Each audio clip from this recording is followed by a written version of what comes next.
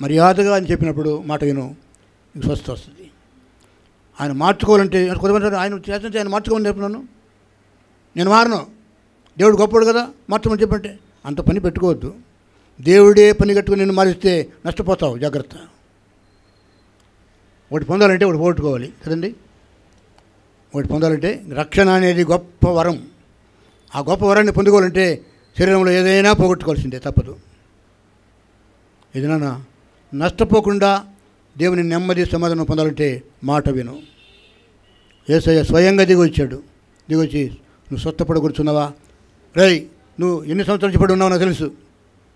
అందరూ ఒక దినంలో బాగుపడిపోతుంటే 30 సంవత్సరాలైనా నీకు ఈ రోగం పోవట్లే. దేవదూత వస్తే దేవదూత బాట ఇవ్వటంలా, నీళ్ళు కదిలించబడితే పట్టించుకోవట్లేదు నువ్వు. నేనే వచ్చాను. నువ్వు స్వస్థపడి కూర్చున్నావా? నీలో ఆశ ఉంటే నువ్వు అడుక్కుంటావు, దేవుని కూడా అడుక్కుంటావు. దేవా, డాక్టర్లను అడిగి అడిగి విసుగుపెట్టింది, తిప్పలు పడి అన్ని తంటాలు పడి నీకు రోగం కుదరటంలా.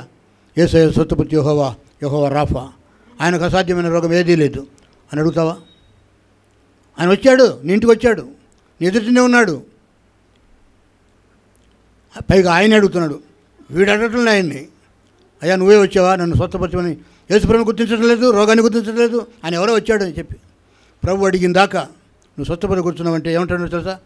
సాకు చెబుతున్నాడు. ఎవడు నన్ను చెప్పడలేదు, మొట్టమొదటి ఎవడు దిగుతాడో వాడికి స్వస్థ వస్తుంది, నేను దిగుదామనుకుంటే నాకు ఎవడు సహాయం చేసేవాళ్ళు అంటే యేసయ్య ఉంటే ఇంక దిగనవసరంలే, మాట ఉంటే చాలు. హల్లెలూయా.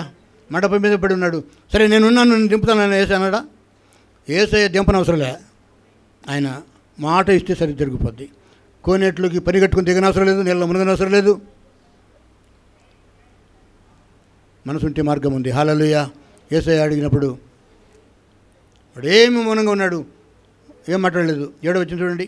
ఆ వ్యాధిగ్రస్తుడు ఏమన్నాడంటే, అయ్యా నీళ్లు కదిలింపబడినప్పుడు నన్ను కోనేట్లకు దించుటకు నాకు ఎవడనూ లేడు, కనుక నేను వచ్చినంతట్లో మరొకడు నాకంటే ముందుగా దిగుతున్నాడు అని జవాబిచ్చాడు. అప్పుడు యేసయ్య అన్నాడు, ఒకటే మాట అన్నాడు, సరే నేను ఎత్తుకుని పోతాను, నీళ్ళలో దింపుతాను, నువ్వు బాగుపడతావు వచ్చి అనకుండా. ఏమన్నాడంటే, నీవు లేచి ఏం ఎత్తుకున్నాడండి? ఏ పరుపు అయితే నీ రోగానికి కారణమో, ఏ పరుపుతో నువ్వు ఇంతకాలం రోగంతో పడి ఉన్నావు 32 సంవత్సరాల నుంచి, నువ్వు ఆ పరుపుని ఎత్తుకోవాలి. ఇప్పుడు ఏం ఎత్తుకోవాలండి? నీ పరుపుని నీ కింద ఉండకూడదు, నీ పైన ఉండాలి. ఇప్పటి వరకు పరుపు మీద నువ్వు ఉన్నావు, ఇప్పుడు నీ మీదకి ఏమి రావాలి? నీ పరుపు రావాలి. అంటే నీ పాపము పటాపంచలైపోవాలంటే నీకు ఆటంకంగా ఉన్న నీ పరుపును నీవు ఎత్తుకోవచ్చు. నువ్వు లేచి ఏమని చెప్పన్నాడు? నీ పరుపు ఎత్తుకో.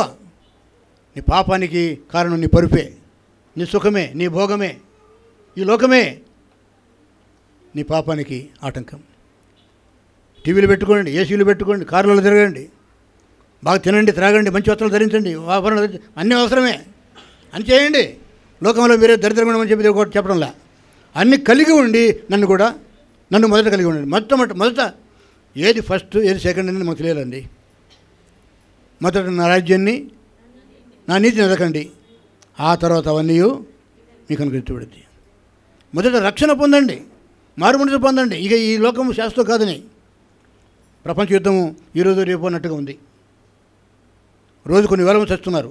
ఇజ్రాయేలు మరి హెజ్బుల్లా యుద్ధం జరుగుతూ ఉంది, సంవత్సరం నుంచి జరుగుతూ ఉంది. అక్కడ ఉక్రెయిన్ రష్యా యుద్ధం జరుగుతూ ఉంది. అమెరికాలో ఎవరు ప్రెసిడెంట్కి వస్తాడో తెలియదు. ఈరోజు రేపు లోకం అంతం కాబోతుంది అంటున్నారు.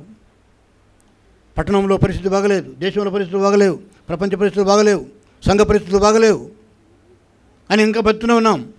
మన పరుపులు మనతో ఉన్నాయి.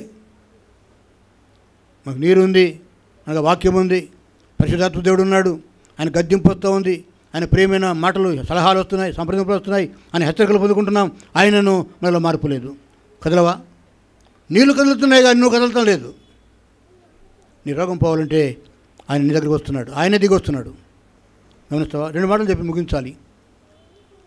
మొట్టమొదటిది, ఈ 30 సంవత్సరాల నుంచి రోగంతో పడి ఉన్నట్టు వీడు బాగుపడడానికి ముందు యేసు వాడి స్థితికి గుర్తించాడు, కానీ వాడు గుర్తించలే. యేసయ్య ప్రేమ గలవాడు, వెతికి నశించడాన్ని వెతికి రక్షించేందుకు మనిషి కుమారుడు ఈ లోకానికి వచ్చాడు. నువ్వు ఎక్కడో ఉన్నా, ఊర్లో ఉన్నా నిన్ను వెతుకుతాడు, నువ్వు పట్టణంలో ఉన్నా నిన్ను వెతుకుతాడు, నువ్వు సంఘంలో ఉన్నా నువ్వు ఎక్కడ మైదానంలో ఉన్నా ప్రాణంలో ఉన్నా వెతుకుతాడు.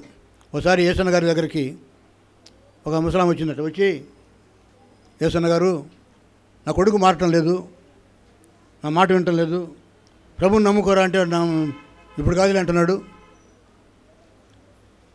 అయ్యా ఒకసారి ప్రార్థన చేయమాడుకి అంటే చేతనలో పొమ్మన్నాడు. యేసన్న గారు ఏమన్నాడు? చేతనలో ఏమో పొమ్మంటే, లేదు లేదు ఇప్పుడే నా దగ్గర ఫోన్ ఉంది, మా వాడికి కూడా ఫోన్ ఉంది, ఈ ఫోన్ నెంబర్ ఇస్తాను, కలుపుతాను, కొంచెం ఫోన్లో ప్రార్థన చేయా, ఒక మాట చెప్పు, ఒక మాట చెప్పి ప్రార్థన చేయి ఫోన్లో అంటే, వద్దులే వద్దులే ఇప్పుడు ఏదో ఎక్కడ ఉన్నాడు వాడు, నీ కొడుకు ఎక్కడ ఉన్నాడు అంటే, లేదా ఇప్పుడు ప్రార్థన చేయి, మళ్ళీ అవకాశం రాకరాదంటే ఆ ఫోన్ కలిపింది ఆమె, ముసలామె. ఫోన్ చేస్తే ఎవరో పేరు చెప్పింది, చెప్పి అబ్బాయి చెప్పి అంటాడు కదా, యేసన్న పలకరించాడు. పలికితే, ఎవడ నువ్వు ఎవడన్నాడే, నేను సినిమా హాల్లో సినిమా చూస్తుంటే ఎవడ నువ్వు నన్ను డిస్టర్బ్ చేసేది? అమ్మ సినిమా హాల్లో ఉన్నట్టమ్మా, ఏం మారుతాడు ఆయన, నేను ప్రార్థన చేస్తే పొమ్మనంటే, అయ్యా అట్టనా అని చెప్పేసి ప్రార్థన చేసుకుని పోయిందంట. వాడు ఎక్కడో ఉన్నాడు, సినిమా హాల్లో ఉన్నాడు, కళ్ళు దుకాణంలో ఉన్నాడు. ఏమండే, వాడు ఎక్కడో వాడు లోకంలో ఆ పరుపులో ఉన్నాడు, పరుపు మీద. ఎంత దైవజనుడు అయినా ఏం చేస్తాడండి? మాట వినవాడికి ఎవడేం చేస్తాడు చెప్పండి? యేసన్న గారు అన్నట, నేను తర్వాత ప్రార్థన చేస్తాను పో అని అన్నట్టు. దైవజనుడు దేవదూతే, కానీ దేవుడు కాదు. హల్లెలూయా.